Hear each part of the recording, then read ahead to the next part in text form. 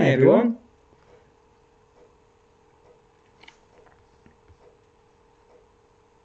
Right, just waiting to see if anyone has any questions.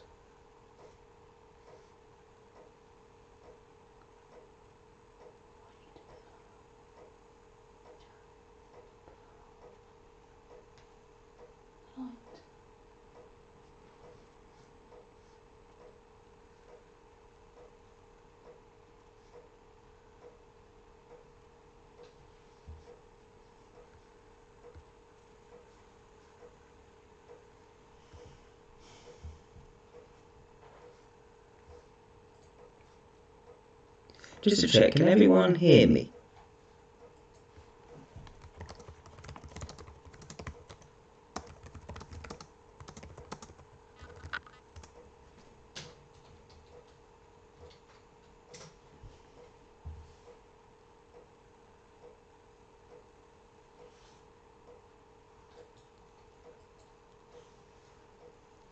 Okay, good.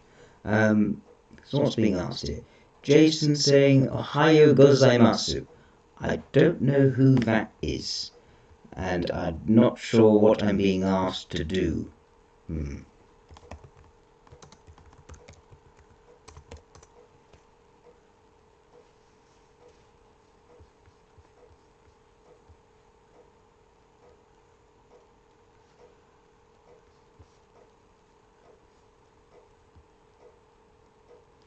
And that means hello. Fantastic. And also characters from the Iliad. Do you want me to offer my typings of characters from the Iliad? I'm not particularly familiar with personalities of the characters, although I would say that Achilles seems to me to be an extrovert sensation lead, at least. That's all I really know. That's what I'm really sure about. Okay, Johanna Castro has a question. Would you describe a parent-child supervision pair in which the latter is the supervisor? So how would you describe a parent-child supervision pair in which the latter is the supervisor? I would particularly like to hear about the upbringing of an ENFJ child by an INTJ parent. Thanks. Well, okay, so the main dynamics of supervision, especially for an extroverted ethics supervisor with, say, an ILI, would be one where the ILI is failing to display situationally appropriate emotions for a particular situation.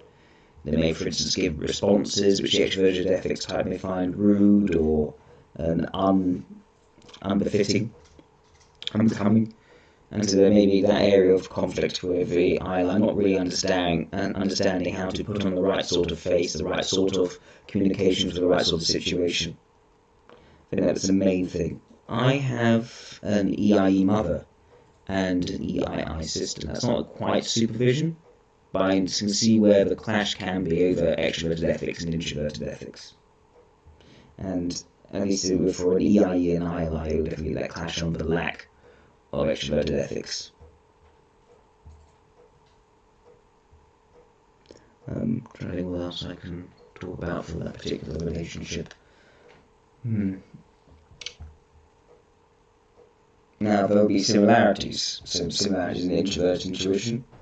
Neither's going to be too rooted in sort of day-to-day activities. They'll probably be able to connect over discussion of ideas, discussion of a sense of long-term purpose. But there's going to be, of course, that lack of extrovert ethics communication on the part of the child. That's the main thing.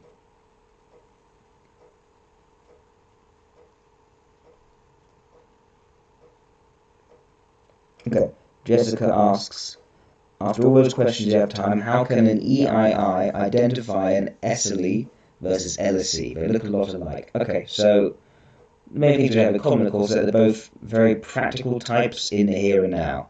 Very much living in the here and now, knowing how to solve problems very tactically. But where they differ is with those quadrant values. Now, with the difference between the leading function and the demonstrator function is the main thing here. In fact, the leading function is something which is pushed and asserted onto one's surroundings, whereas a demonstrator function is something which operates more in the background. It's more supporting, despite being continuously on. Now, how that look like for extrovert sensation and extroverted logic? So for the SLE, a leading function extrovert sensation will be very much about seeing how much they can assert themselves onto their environment for the sake of doing so. They want to have an impact for the sake of doing so. They want to push the envelope for the sake of doing so. In comparison, an LSE is going to be very decisive, is going to be very proactive, is going to take action wherever they see it as being important, but they'll be doing so because it is practical, because it helps things improve, because it makes a factual improvement on their environment. So that's the difference there. One's looking for impact, the other's looking for immediate improvements. Now, in terms of extroverted logic, well, the LSE, as I said, is going to be focused on that making things better approach. Whereas the SLE, while they are very factually oriented, while they are very good at knowing how to do things, they won't be looking for excuses or reasons to make things factually better, looking for to inform people in a factual way, to advise on processes and how to do things better. They're going to find that more boring. So I'd say those are the biggest differences. That one's actually looking to push buttons, looking to actually increase the intensity in the environment. The other one's looking to essentially advise, looking to give factual data to help people, these people they care about and they know. And that's a bit of the main differences. And because of that, an EII is going to find one approach far more abrasive than the other. It's going to find one approach far more intimidating than the other. So I think those are the main things. It's the main things that come out as being most obvious. Other things you can look at is mobilizing function versus role function. So the SLE has extroverted ethics as the mobilizing function. So that means they are going to be invested to some degree in how people are reacting to them, whether that is deliberately pushing buttons to provoke a response, or it's doing things because it looks good to other people, trying to impress other people, for instance. Something SLEs may be trying to do. LSEs, that's far less of a motivator. Instead, for them, it would be extroverted intuition. So for an LSE, expect someone who is trying to investigate lots of different possibilities. And you're trying to find different ways of looking at an issue rather than just taking it on directly all the time. So now things the role function, which would be what each other type would have for that same information element.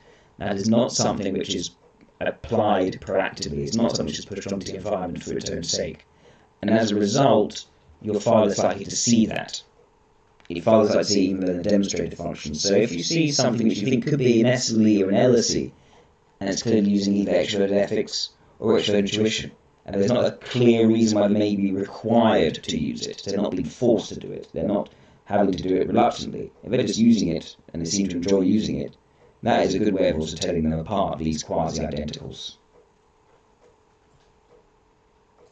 Okay, what else are people saying?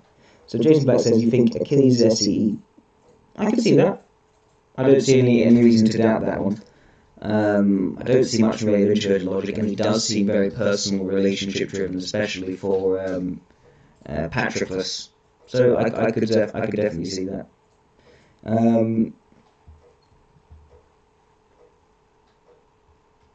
What else? And you say, yeah, I don't think LSE and SLE are similar at all, despite having similar skill sets. Well, that's the thing, quasi-identicals. They are externally very similar, but internally completely different. It's being in the same club, as it were, having the same strengths and weaknesses, but having completely different values, being different quadras. Chris Schmidt, how do you differentiate extroverted intuition generalizations from introverted logic summarizations?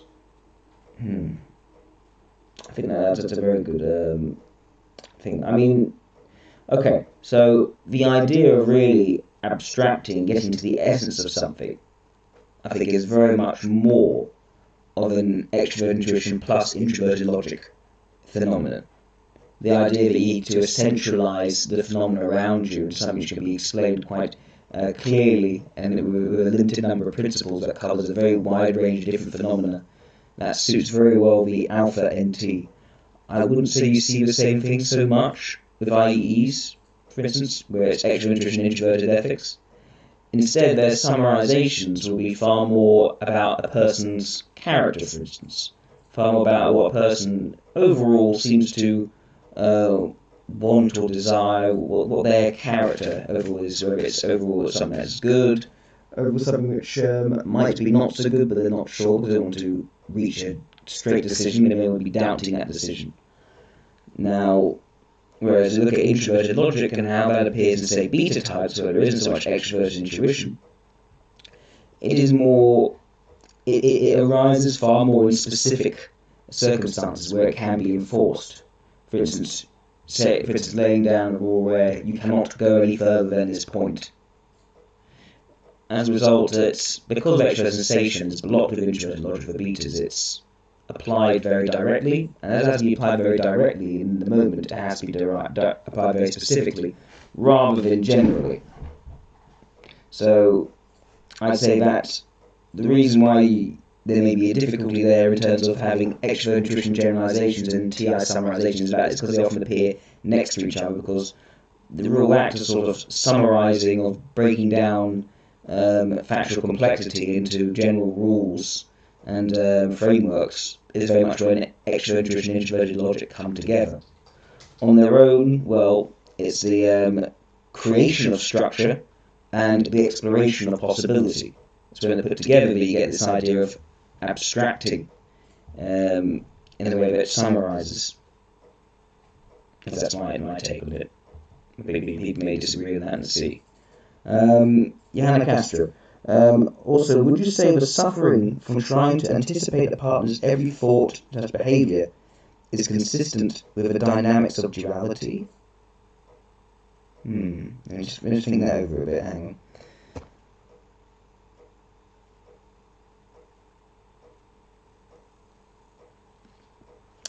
I wouldn't say that. I wouldn't say in duality that there is a suffering from trying to anticipate someone's every thought or behaviour. I think that is, if you're having difficulty anticipating someone's behaviour, that would suggest to a type of relation where there is naturally a lack of understanding. I'm thinking what comes to mind immediately would be, say, the superego relationship. At least the theory, because whenever we talk about intertype relations, we're dealing with something which hasn't got any empirical basis to it, so we need to be really careful here. I wouldn't predict this for any particular individuals. I'd rather observe and see what the issue is and then analyse post hoc. I think that's what's safer to do than just to try to predict when we haven't got an empirical basis to be making predictions with. But, okay, I'd say though, if you have two people which and you think they may be in the duality relation, and they are actually suffering from having to anticipate the other person's behaviour, it doesn't seem to be quite a natural progression what the next actions are if they actually continue to surprise each other, and there's also sort of the pressure to feel that you need to anticipate it because the action or reaction can be one which can be negative and unexpected. That does not sound to me like a duality relationship. It sounds like it could very well be maybe superego, maybe even conflict, but it could be other relationships as well. I wouldn't be so sure as to say it's definitely those two.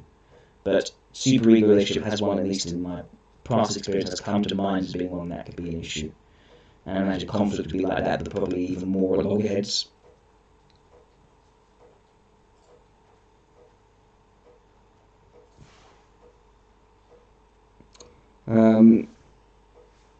Let's see.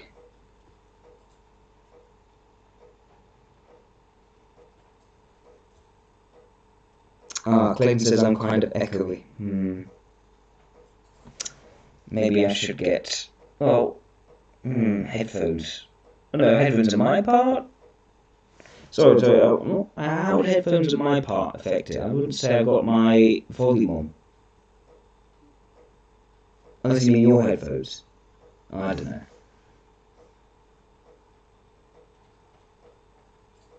Yeah, I don't think that fixes it my end. Okay, I'll see if I can fix it on your end. Okay, any other questions? Let's see.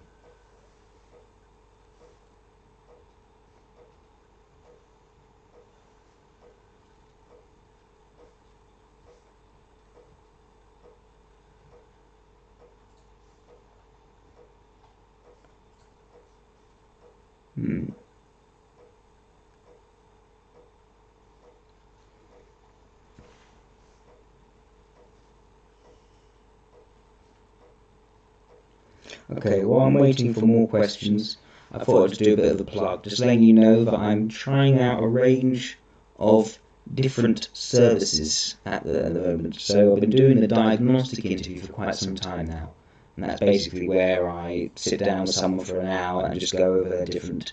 I ask them a few questions, usually for an hour, and I try and work out what their type might be. And that seems to be quite popular, increasingly popular at the moment. So if anyone else wants to work out their type, it only costs £35, and yeah, that'd be a pretty thorough way of working out your type. It's not foolproof, but I think it's closer to foolproof than just taking a test online. Another two things which I'm trying out at the moment is one, sort of personal coaching. Basically, you have any sort of problems where it may be to do with career, life choices, trying to work out what you want to do, or any other sorts of issues or problems you may be facing. What I'd be doing in that would be sitting down with you for an hour, probably a number of different sessions depending on what you want, and basically working through solutions, which some people may benefit from. I'm sort of piloting that at the moment though, so I'm not charging just yet. Another thing I'm piloting is relationships counselling. So that's where, first of all, let's say you're in a relationship with someone and you're having difficulty, you don't quite understand what the issues are, and you want to try to bridge those relationship issues, trying to actually make the relationship more healthy. So what I would do in that is, one, I'd interview both parties, both sides of the relationship, separately. Because I need to first of all find out each person's socionics type. That's the first thing I have to do before you move forward. That's the one part which I charge because it's essentially a diagnostic interview. So 2 diagnostic interviews, then the coaching or counselling, where it would be a pairs discussion and just sitting down talking to both people and trying to work through what the issues are and trying to reach certain commitments or solutions which the 2 people can then work on for the next 2 weeks or a month, depending what they're comfortable with. And then we had a feedback session after that. So after enough time for them to try and put these commitments into practice and see if they actually help the relationship. That's another thing I'm working on at the moment. Other than that, other services I'm offering are Socionics lessons. If people don't know anything about Socionics, don't know enough as much as they want to, and want to learn a little bit more about Socionics, I can do Socionics lessons. And I also offer a premium service. My fiance is about to walk past the camera right now. Oh, did it come out on the camera? Yeah, I did. Oh, he did. Ah. No, he must have. No, maybe it's probably just a visual delay. But yeah, so the premium service for diagnostic interviews offer, that's if you really want to spend a load of money. So, I wouldn't recommend that for everyone. Just you've got lots of money to spend, you want a personal profile to be not handwritten, but personally typed out and sent to you. That's a good way of, it's nice to have. But yeah, it's quite costly. So I wouldn't recommend it unless you want to spend £115, because it includes a diagnostic interview plus a few hours of me actually writing the thing out. Let's see what questions there are now. Clayton asks, how should someone address their point of least resistance, also known as a vulnerable function? Should they ignore it? How should they grow? Or should they stick to their hidden agenda? Okay, so the problem is this. You don't value your vulnerable function. It is stressful to even think about trying to develop it. And often it's a bit more of a blind spot, so you won't even know really where to start in developing it. Saying that, if you have a knowledge of socionics, and you know what your vulnerable function should be, and you are committed to the idea that you want to grow out in all sorts of areas, something which you find very often in delta types, but also you may to a lesser extent in maybe alphas and gammas, then, I think if you feel that you can find techniques for approximating this information element to the point where you can actually avoid mishaps with it, it might be worth trying. I would certainly wouldn't discourage someone from doing it, only that it would be quite tricky, quite hard. I think a knowledge of sociology would certainly help. And I guess it's an issue where you're essentially trying to stop yourself from doing something which flags up to other people around you, but you're not really aware of yourself. And at least on its own merits, if you didn't know about sociologics, if they were a thing, you wouldn't particularly care about it. So yes, it could be something worth doing. Although probably a far easier thing to do is to be around people who are good at that thing but don't value it themselves, and they'll be able to cover for you. This is what the demonstrative function does in your dual.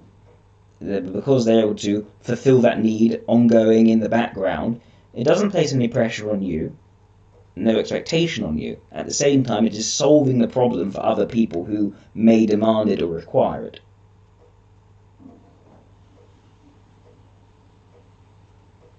So yeah, I wouldn't recommend you just stick to your hidden agenda if you'd like to grow and explore in that area. I'm just saying it could be quite hard going, and it probably won't feel fulfilling.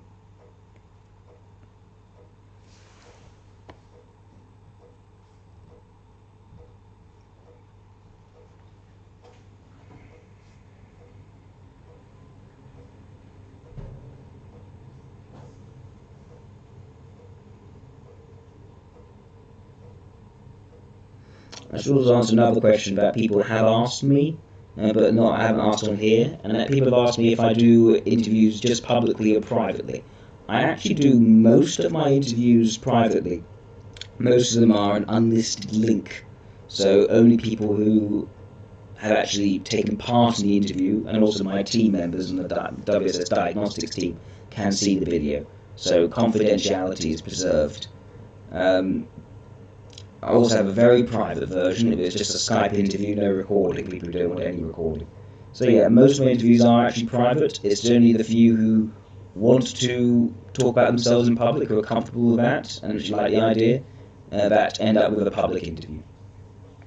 So in my earlier interviews, when I was trying to get good examples of different types, that's when I actually asked people, and people volunteered for that. And then, of course, some were taken down when people thought, actually, I don't want that in the public eye anymore. That's another thing. If anyone does a public interview and at any point decides they'd rather not have that in the public eye, I'll take it down. And if they want it deleted entirely, I'll delete it entirely.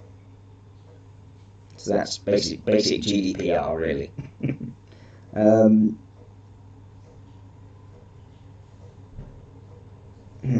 Mr. Kokora says, can an extroverted ethics leading type be avoidant of emotional environments because they are hyper-aware of emotions and don't want to deal with them?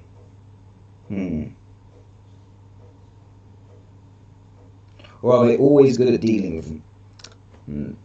So the idea of a strong information element, and if you're an FE Dom, if you're FE leading, it would be very strong, is that you'd be able to come up with the appropriate way of metabolizing that information across any situation. So in principle, I would say that an extrovert ethics Dom should have a good way of dealing with these emotional environments that they're aware of. Now, if they decide to avoid an emotional environment, it may not be because they don't know what to do with it. It may be because the emotional environment is something they just don't want to deal with. They just decided that's just not really worth my time.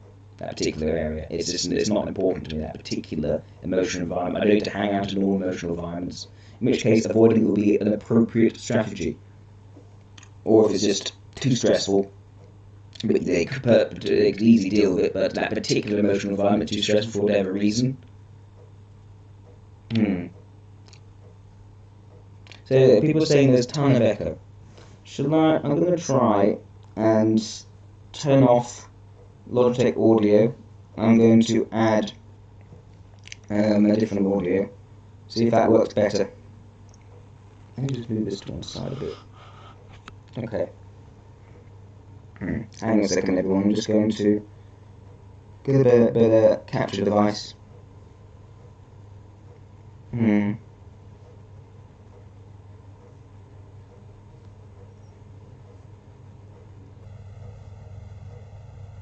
Let's see.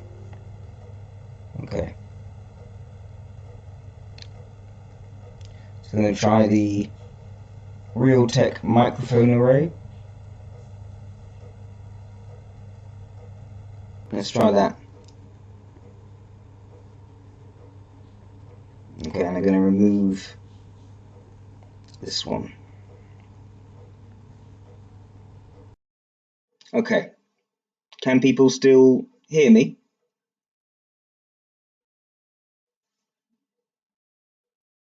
Okay, I've switched over on the audio. Can people still hear me?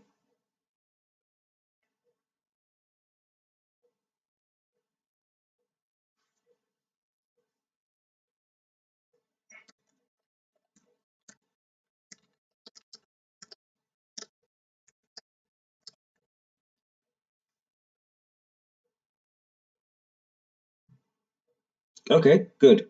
Fine. In which case, I'll stick with the old audio and keep the new camera. Okay, good.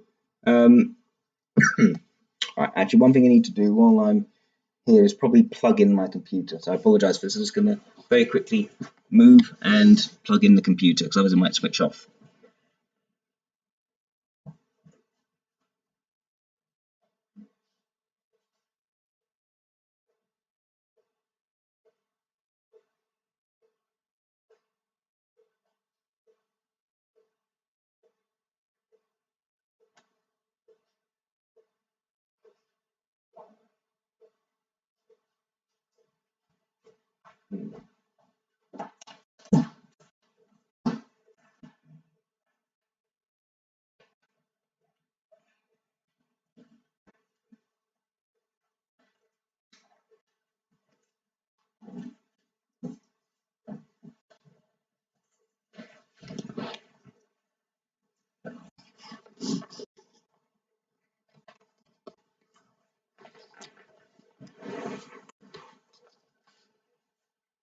Okay,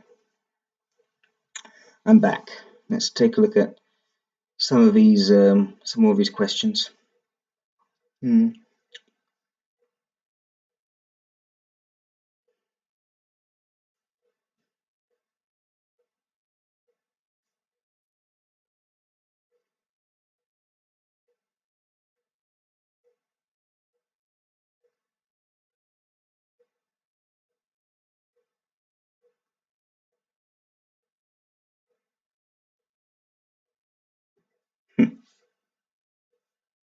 Right. Just going through the questions. Okay, Mr. Kokora says, what do you think causes sociotypes? Is it genetics, upbringing, etc.? I don't know. Now, there is sort of an assumption made in socionics that socionics type is innate, in which case it can't be upbringing, at least by that assumption. It could be upbringing, we just don't know. At the same time, if it's genetics, well, how does that then work? You could have a parent or two parents and a child where the child's personality type has no close relationship to that of the parents. Now, I've known some practitioners of socionics, those which are found quite dubious and questionable in their practices. They've asserted that if that your type must belong to the same quadra of at least one of your parents or grandparents. That it's impossible for it not to be that case. Now, okay, that goes against. What if I haven't done any very in-depth studies to disprove that? It could be the case. It seems still a bit questionable, surprisingly absolute, as it were, for something which probably doesn't have the data to support it. But I guess the issue there is, if socionics is genetic, what are the genes, specific genes or patterns and alignments of genes that then create the type? That would create a lot. You need a lot of research to identify that. So I'm not sure. Let's see what else there is here.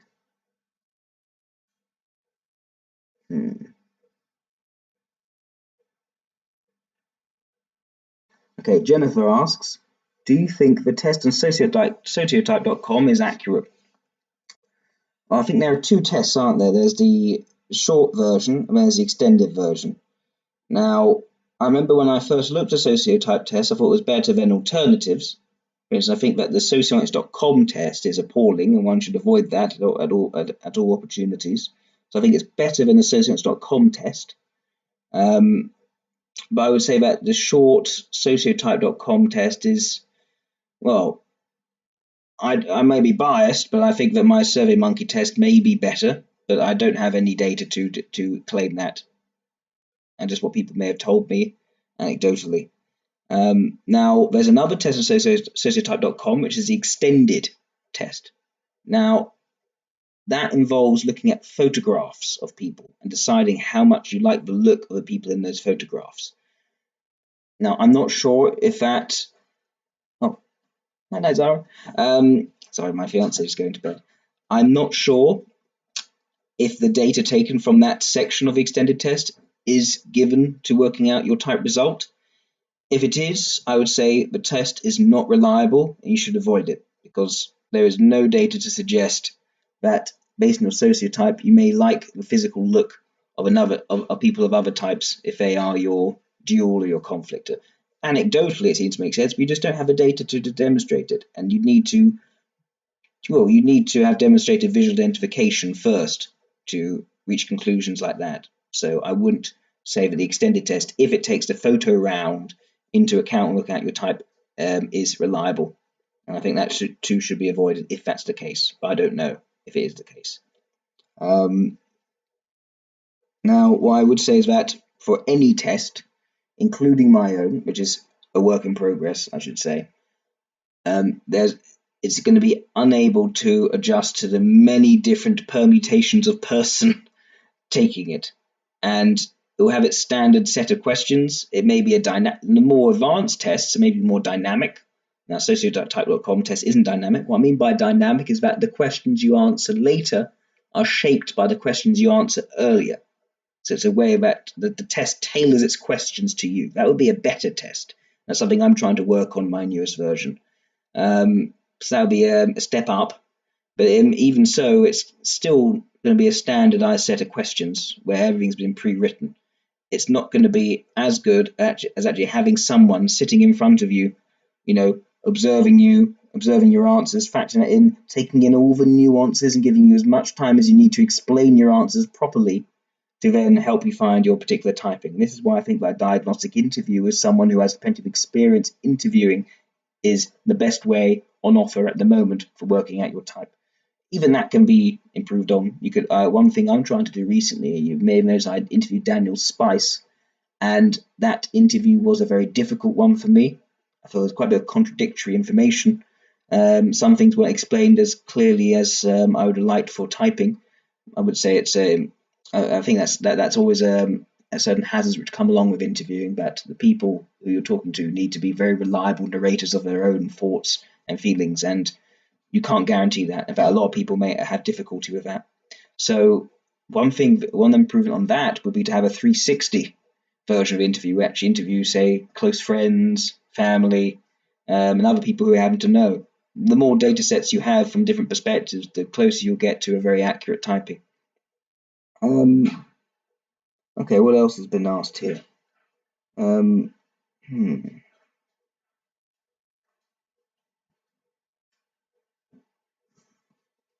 Oh, right. Question.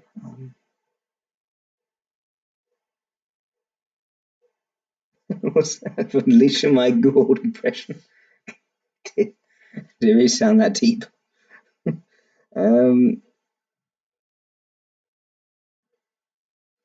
Okay, Mr. Kokoro says, I know that people say your sociotype can't be changed, but why is that? Isn't the brain elastic? Well, the plastic tendency of the brain is basically a phenomenon observed after significant brain damage, where other parts of the brain are appropriated to fill in those missing functions. So, and at the same time, the brain does go through changes in the growth of new neurons and destruction of old unused neurons. So, and that also changes depending on your age. So, yeah, the brain does go through change, but at least it goes against any anecdote of seeing people in their developments. The idea that someone's values going a complete about face, that what was important to them, growing up, say they're very comfort oriented, and then suddenly later life they're not at all comfort oriented and live a very intense and very harsh existence, and they get disgruntled by anything which is particularly comfortable. Or if someone who's a very emotive communicator becomes very dry, matter of fact later, again that's unusual. But the point is, it's no one particular change from one society to another. It's no one thing that gets changed. You're changing multiple things. Up to four. Well, any change will cause at least four information elements to switch their position, switch their functions and modulate to somewhere else, but needs to align in the way that it would be for the other type. That is quite a change, and I'm not entirely sure that that is something that you'd be able to see happening in real life. I haven't seen evidence of it happening yet, although at the same time we don't have a good way of measuring that except by giving someone an interview before and after the change. Now, I don't think it's impossible though. I think that maybe there is a case where, say, there's brain damage or a deeply traumatic episode, something very unusual that you wouldn't expect to happen to the brain, but that could cause a change in behavior so extreme, but also so consistent in its change that you would end up typing that person differently. But I think it would be very unusual, and I wouldn't expect to see it in day-to-day life.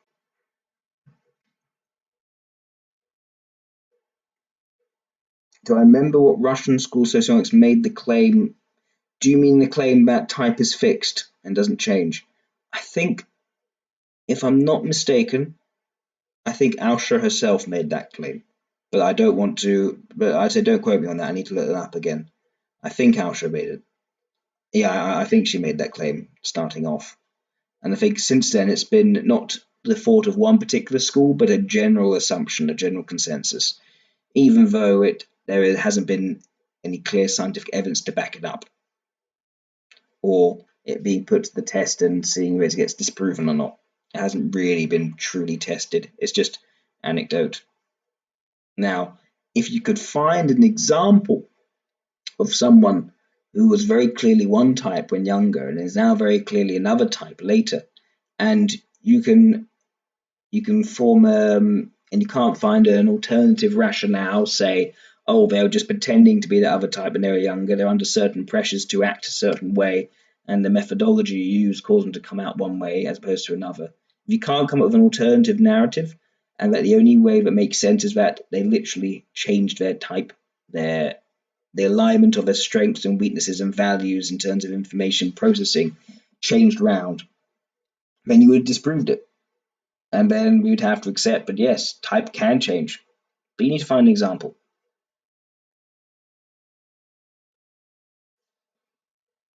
Now, if you, after years of deliberately looking for example and not being able to find anything, that would grant more credence to the idea that type cannot change. Either way, it will be good to challenge that claim, at least to try to. Andrew's asking, since the four Jungian dichotomies cannot define the intertype relations, does that make Socionics and the Myers-Briggs type indicator fundamentally different systems? Could that be why Myers-Briggs type indicator tests are not accurate?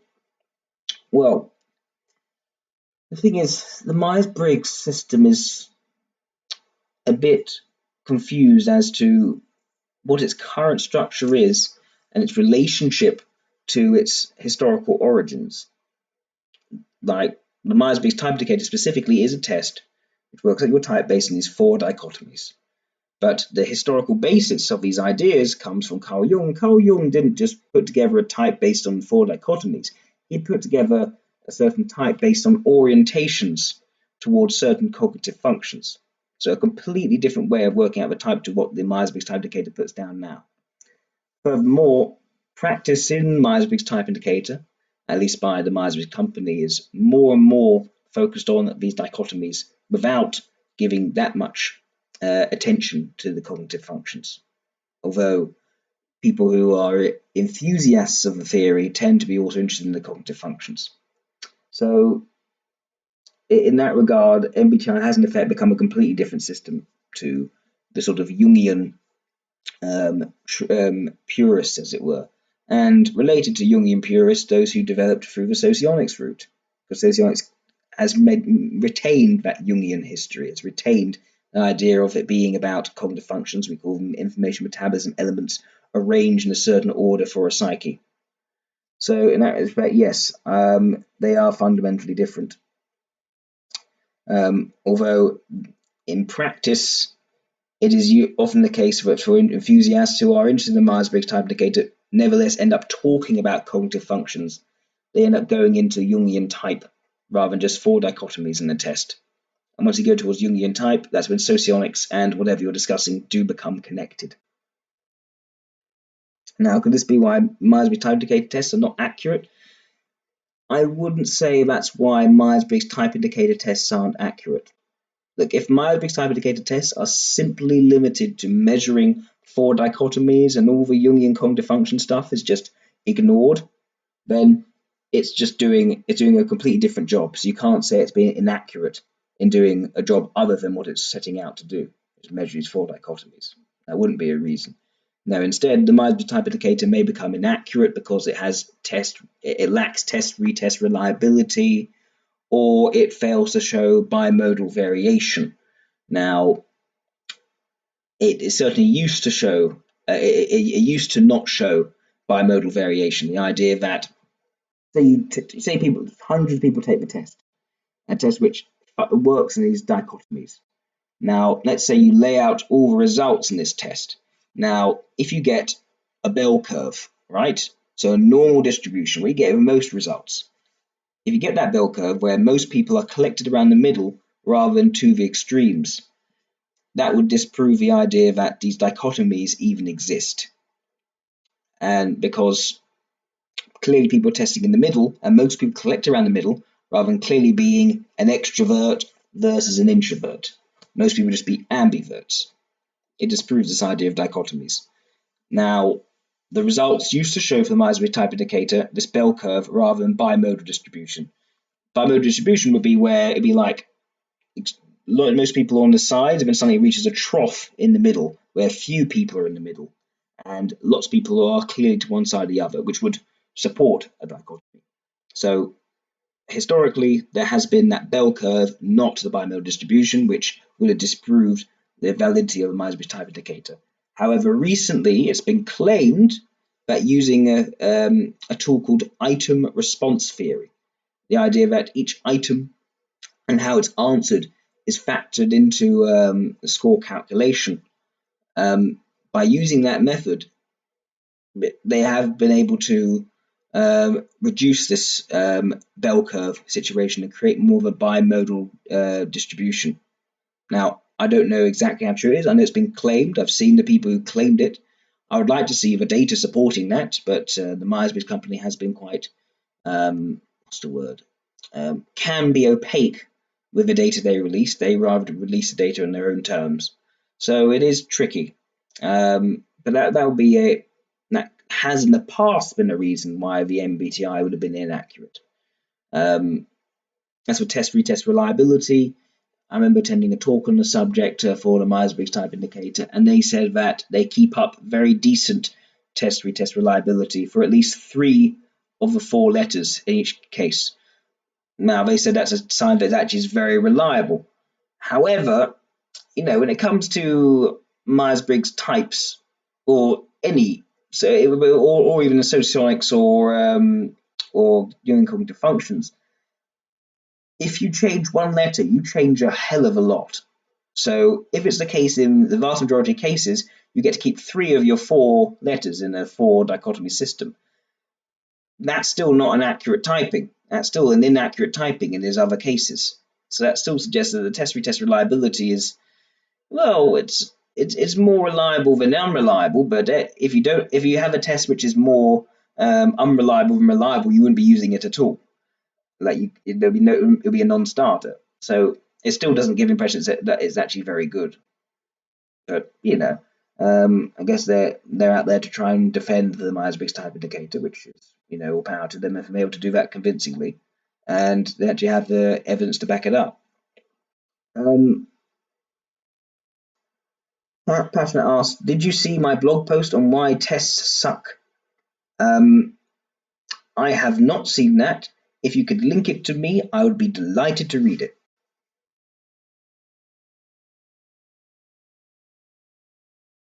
Although, speaking of articles, my friend Alicia wrote a very good article on self-typing where she does cover tests.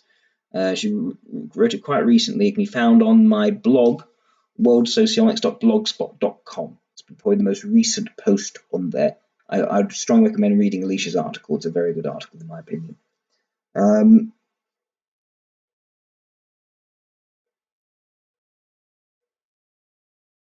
Oh, Vladimir said, for having to be in the same quadra as your parents or grandparents. Okay, so the guy who said that, he was an individual practitioner, but didn't belong to any set school as far as I know. I think his name was Dmitro Pinsky. He used to talk on Facebook. He posted quite a bit on my Socionics group for a while. He also used the code name Netherblues. So that's the guy who made that claim. He was Eastern European Socionics practitioner.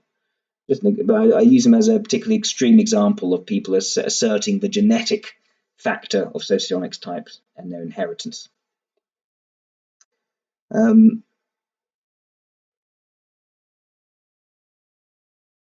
yes, someone asked, do you have a Discord? We do have a Discord, but no one uses it. If people would like to use it and we get enough momentum, I could very happily reintroduce it. If people would like to actually get onto Discord as soon as possible, I would say email me at worldsocionics@hotmail.com and I'll see if I can get it all started up again and make sure people can go on it.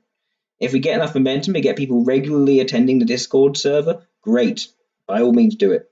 I'm full support. But yeah, we need probably a good number of people keen enough to go on Discord regularly for that to stay up and function. But it does exist. Just no one. It's a ghost town. Um, hmm.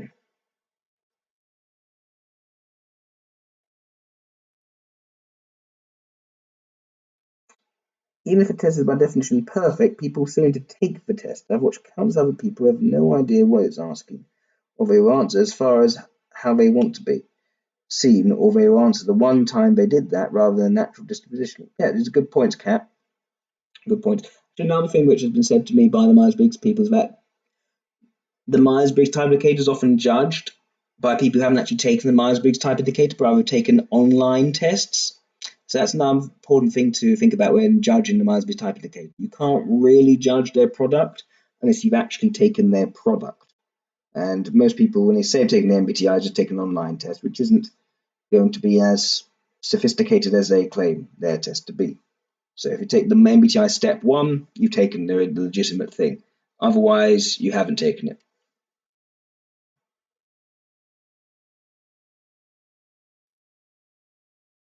Hmm. Who else there is?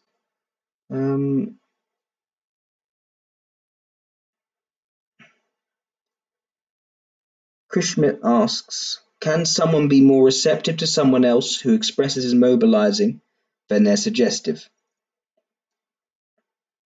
Like an ILE reacting more positively to extroverted ethics than introverted sensation? Well, depends if you're talking about a particular situation or you're talking about a general trend for a person. If it's a particular situation, I don't see why that would not be easily possible. I try to think of examples.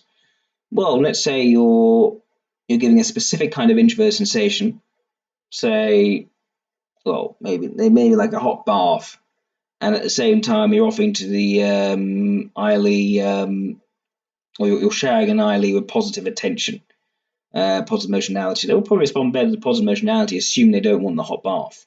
There are plenty of examples. Whereas a general trend, which I think you probably do mean, I think, well, the issue is this. The mobilizing function is a bold and inert function. It is something which the type sort of wants to decide on themselves. They want to call the shots in this area. The mobilizing function is sort of like leading, only less competent. It wants to be the boss. It's trying to. It usually fails, but it wants to. Whereas the suggestive function is looking for input from other people. It's what's known as a contact function, a flexible function. It's also quite cautious rather than bold. It wants input. It's not sure of itself. And so for someone, if you give their mobilizing function input, they're not so likely to take it on board. They'd rather come up with the input themselves. Whereas with a suggestive function, if you give them input, that's exactly what they're looking for. So I would say in specific situations, yeah, sure. In the terms of a general trend, unlikely.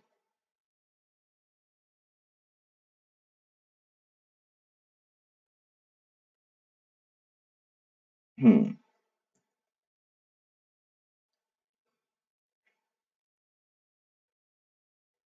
And Chris goes on to explain, because SLEs seem to not care about my introverted intuition, like my extroverted ethics more.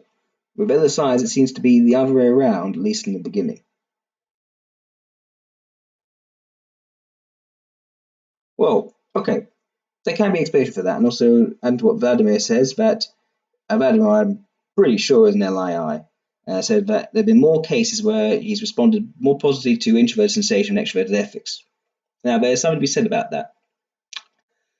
You could, the thing is, with the suggestive function, you're also quite open to negative experiences in that area. You could easily get hurt in that area, so you may also be more careful about what you accept. Not because you want to call your shots yourself, but because you may be afraid that whatever it is may actually end up hurting you. So, because once you get past that cautious, once you develop trust, then I imagine the suggestive function will be more readily taken on board with a more positive response because it's so needed by the person.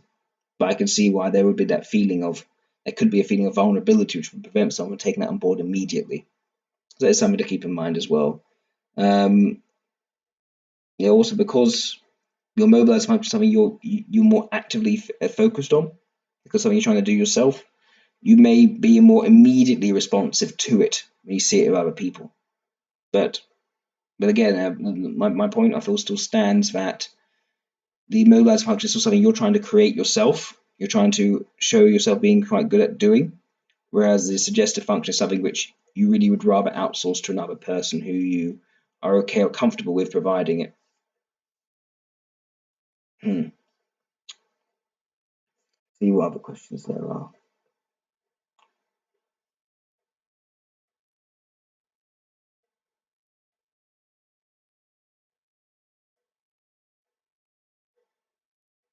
Hmm. Lots of talk here, just trying to find any more questions. Okay. Jason Black asks, slightly off topic, but do you have any examples of lower IQ researcher intuitive logical types? Probably one which immediately comes to mind is probably Prince Harry. He seems to be someone who's of, well, not exceptionally high IQ, probably around average, maybe slightly above average, not sure, probably averaging intelligence, who would still type as an ILE, I would say.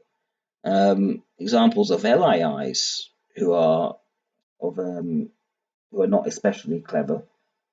I know a couple of examples in real life.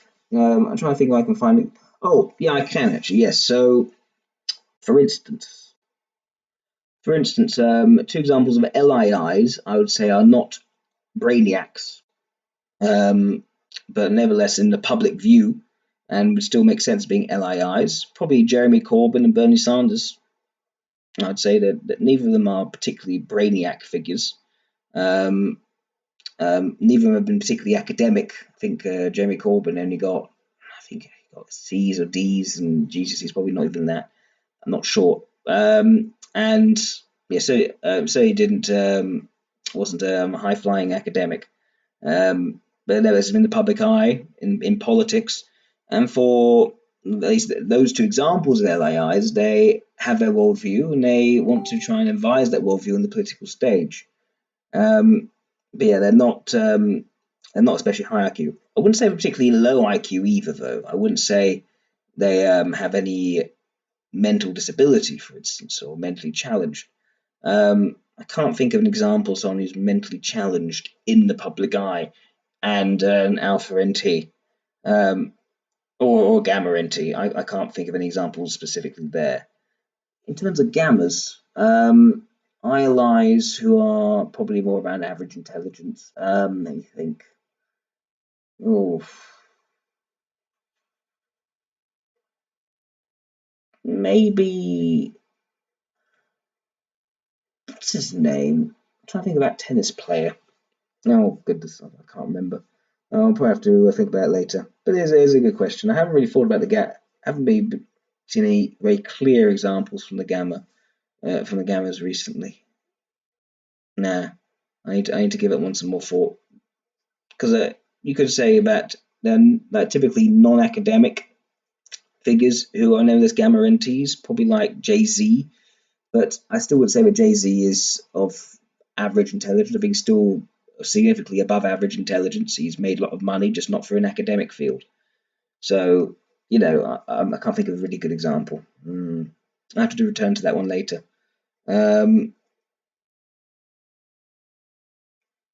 hmm.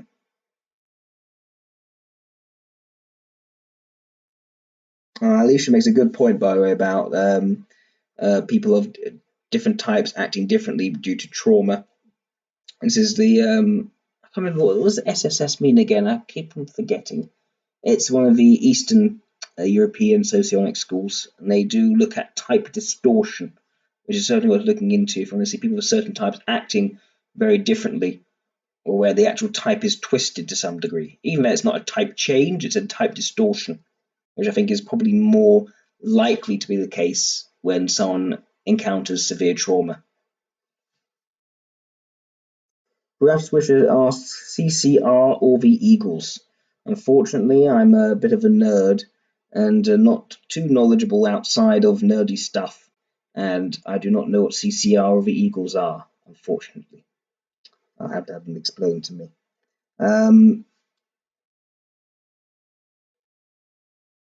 Try to describe the EII in a few sentences. EII in a nutshell. Okay. A focus on good faith judgment, exploring people's intentions and trying to see the better intentions in others, and delaying the creation of distance or pushing away potentially bad relationships or contacts because they may actually be misunderstood. So, delaying that decision being made. A tendency to want to live up to one's personal ideals, to essentially be the, the best realization of their personal potential they can be, and taking on themselves quite hard because they can't quite live up to that. They can't quite become competent enough or capable or practical to become the best person they could be.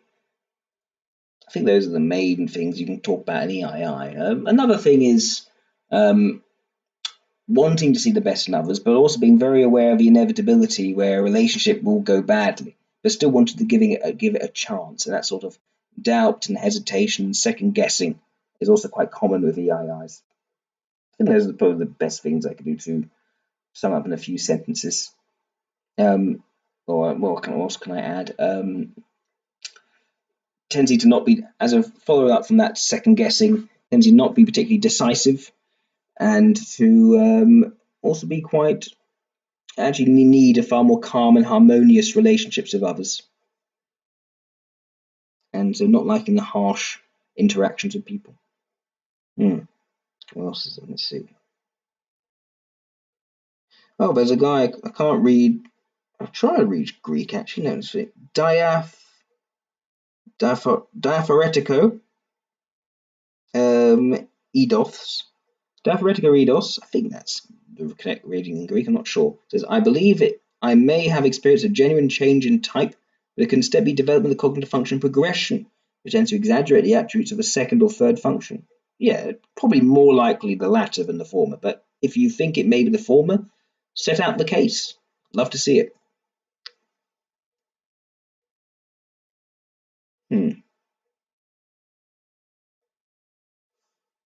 Mr. Kokora says, you talk about people that are difficult to figure out through interview.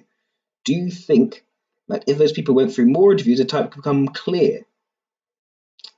And is it a problem of bad day, not enough time for the interview? Is the person being interviewed the problem, and multiple interviews won't help? I would say if you ask multiple interviews, and even if a person is unreliable, you still be able to see enough patterns which could help you with typing. longitudinal studies in general are better than single cross-sectional studies. In other words, if you give things time, they should, on average, show more data, which you then use to reach a more reliable conclusion. So usually that makes it better.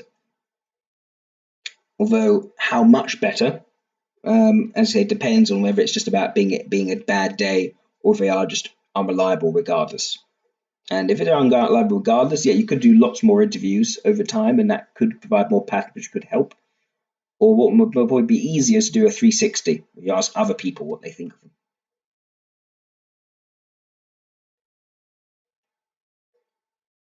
Okay, it is now 2 minutes past midnight, so I'd say my hour is up. Thank you everyone for tuning in. I hope those who managed to get the questions asked were benefited from my answers. I hope they helped people, and I hope you all have a very nice evening. Now I've got to figure out how to turn off this new streaming software. Let's take a look. Bye bye.